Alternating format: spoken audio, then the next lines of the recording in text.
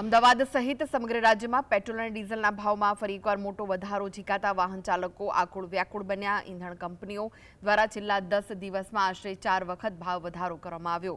નવા તોતિંગ વધારા સાથે જ અમદાવાદમાં પેટ્રોલનો ભાવ 100 રૂપિયાની સપાટી વટાવીને 101.66 રૂપિયા પ્રતિ લીટર પર પહોંચી ગયો, જ્યારે ડીઝલનો નવો ભાવ 97.98 રૂપિયા પ્રતિ લીટર જોવા મળ્યો।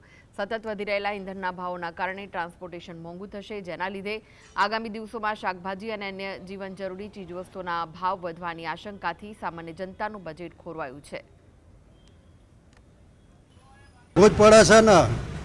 ઘટાડો કરે તો સારું પેટ્રોલમાં। સરકાર શું કે સરકાર તો અભ્રત છે। સરકાર કહેતી હતી કે પેટ્રોલ ઓછું વાપરવું જોઈએ, ઓછું તો જરૂર હોય તો વાપરવું જ પડે ને। હે પેટ્રોલની જરૂર હોય જવાબ બને શું કરે તો ઓછું વાપરે। શું અસર થશે બજેટ ઉપર?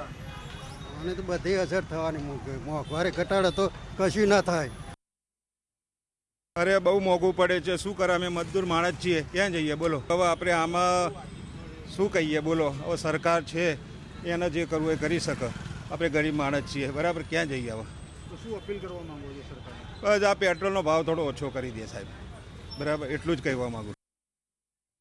હા, એ તો બહુ વધી રહી છે રેટો તો, પણ એ સારું નથી, આટલી રેટો વધારે વધે છે, તો એના માટે સરકારને કોઈક એક્શન લેવું પડશે અને જે થઈ શકે એ સહાયતા એને ફટાફટ કરાવવું પડશે।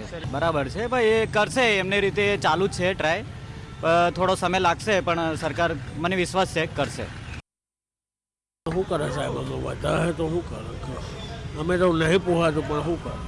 સરકાર કહે છે કે પબ્લિક ટ્રાન્સપોર્ટનો ઉપયોગ વધારે કરવો જોઈએ, ઈંધણ ઓછું વાપરવું જોઈએ।